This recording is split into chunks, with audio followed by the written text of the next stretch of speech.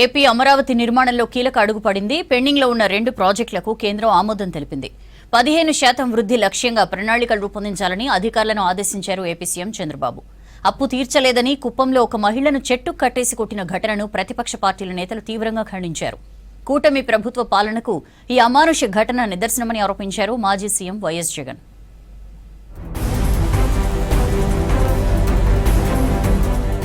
అమరావతి నిర్మాణంలో కీలక అడుగు పడింది. 2018 నుంచి పెండింగ్ లో ఉన్న 2 ప్రాజెక్టులకు కేంద్రం ఆమోదం తెలిపింది. 2787 కోట్లు నిర్మించే ప్రాజెక్టులను ఆమోదించింది. 1329 కోట్లతో నిర్మించే కేంద్ర ప్రభుత్వ ఉద్యోగుల క్వార్టర్స్ నిర్మాణానికి ఓకే చెప్పింది. 1458 కోట్లతో కామన్ సెంట్రల్ సెక్రటేరియట్ నిర్మాణానికి ఆమోదం తెలిపింది. ఈ 2 ప్రాజెక్టులను సిపిడబ్ల్యూడి నిర్మిస్తుందని ఆఫీస్ మెమరాండం రిలీజ్ చేసింది కేంద్ర ఆర్థిక శాఖలోని ఎక్స్పెండిచర్ విభాగం. ఇక తాడేపల్లి గూడెం ఎయిర్పోర్ట్ కు 1570 కోట్లను మంజూరు చేసింది కేంద్రం. త్వరగా భూసేకరణ పూర్తి చేయాలని ఆదేశించింది.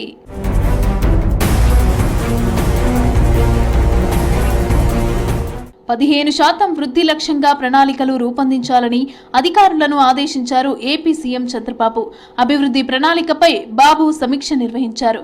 AP economy GSDP projection key performance indication పై సీఎం సమీక్ష చేశారు. 2024-25 ఆర్థిక సంవత్సరంలో జాతీయ స్థాయి తలసరి ఆదాయం 8.7% ఉంటే ఏపీ 11.89% నమోదు చేసిందని అధికారులు తెలిపారు. 15% వృద్ధి లక్ష్యంగా ప్రణాళికలు రూపొందించడంతో పాటు పనితీరును మెరుగుపరుచుకోవాలని సూచించారు చంద్రబాబు. అప్పు తీర్చలేదని కుప్పంలో ఓ మహిళను చెట్టుకు కట్టేసి కొట్టడంపై స్పందించారు మాజీ సీఎం వైఎస్ జగన్. మహిళలకు మీరు కల్పిస్తున్న రక్షణ ఇదేనా అని సీఎం చంద్రబాబును ప్రశ్నించారు. చంద్రబాబు ప్రాతినిధ్యం వహిస్తున్న నియోజకవర్గంలో ఇలాంటి ఘటనలు జరగడం దుర్మార్గపు పాలనకు నిదర్శనమంటూ ఎక్స్లో పోస్టు చేశారు జగన్.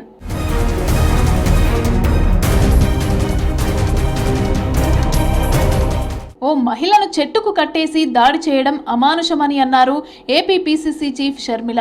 సాటి మహిళగా ఈ ఘటనను తీవ్రంగా ఖండిస్తున్నట్లు చెప్పారు. భవిష్యత్తులో ఇలాంటి ఘటనలు జరగకుండా చూడాలని ప్రభుత్వాన్ని డిమాండ్ చేశారు YS Sharmila.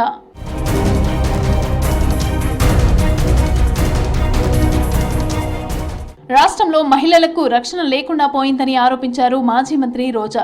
AP CM Chandrababu సొంత నియోజకవర్గంలోనూ ఇదే పరిస్థితి ఏర్పడిందన్నారు. కుమారుడి ఎదుటే కుప్పంలో మహిళను చెట్టుకు కట్టేసి కొట్టడం దారుణమని ఆగ్రహం వ్యక్తం చేశారు.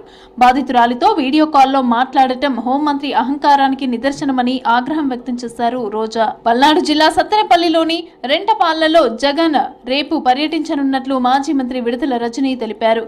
జగన్ వస్తున్నారని తెలియగానే కూటమి నేతలు ఎందుకు భయపడుతున్నారని ప్రశ్నించారు. ఎన్ని ఆటంకాలు కలిగించినా జగన్ పర్యటన జరగడం ఖాయమని అన్నారు.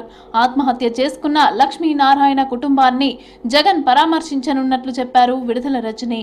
చిలుకలూరుపేట నియోజకవర్గంలో నాదెండ్ల మండలంలో గోపాలరావు అనేటువంటి ఒక రైతు, అదే మండలానికి సంబంధించినటువంటి ఆదినారాయణ అనేటువంటి మరొక రైతు మిర్చికి గాని వాళ్ళు పండించినటువంటి పత్తికి గాని వాళ్లకు గిట్టుబాటు ధర లేక ఆ పంట పండించినటువంటి భారం వారి మీద పడి అప్పులు ఇబ్బందులై తట్టుకోలేక ఈ ఆత్మహత్య చేసుకోవడం జరిగింది. ఖచ్చితంగా కూటమి ప్రభుత్వం యొక్క ఫెయిల్యూర్ వల్ల జరిగినటువంటి ఆత్మహత్య.